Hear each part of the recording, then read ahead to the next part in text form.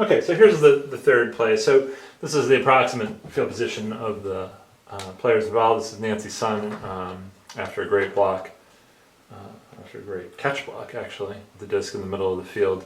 This is Dara Clancy on the side, Alden Fletcher running deep, guarded by Sophie Hurst-Q, Amber Sinnercrope, and Angela Zhu in front of Nancy.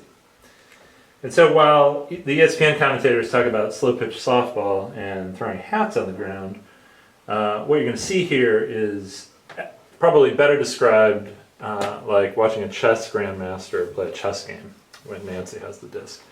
The problem Nancy has to solve here is Alden Fletcher's running deep, essentially unguarded. She's way out in front of Sophie. The problem is she's got two defenders in front of her. She's got to move out of the way to get this disc up in the air.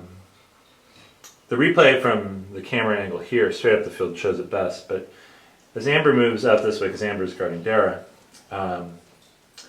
you'll see just subtle movement from Nancy. Pulls Angela not just in front, but way over here. So now this lane's open because Angela's moved out of the way. The next problem Nancy has to solve is Amber.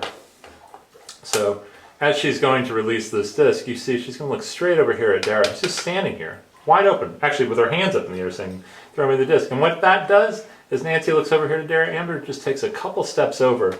And that's kind of what I'm getting at with Cree and Leanne.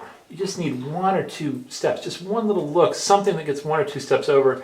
Amber just takes one, maybe even half a step in as Nancy's looking over here at Dara, and then just boom, wide open, unguarded, wide open cutter for the throw.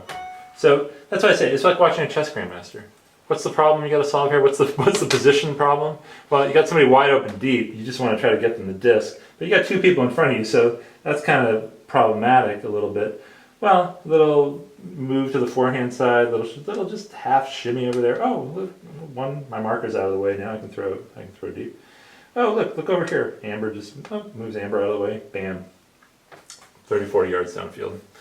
And so those little fakes, understanding how you can move your defenders, understanding that the thrower can move the defenders around like that, which often comes into play in Zono a lot. And you'll see Alex Snyder actually all the time moving defenders out of the way when she has the disc. Those little subtle positions are great things that you can learn watching this, especially when you have players of the quality that you have on the field here, the Brute Squad players and the Fury players, and you'll see Riot, and I can't wait to actually see Molly Brown playing this year. So, great lesson here from Nancy. That's kind of the lesson I'm going back to with Cree, just one little hard extra fake on that prior thing that gets Leanne to take one more step towards Duffy, and then all of a sudden Marika's wide open over here. So, fun looking at these two initial blocks from Anna and Leanne, and nice lesson here from Nancy too about how throwers can move defenders around. Okay, thanks.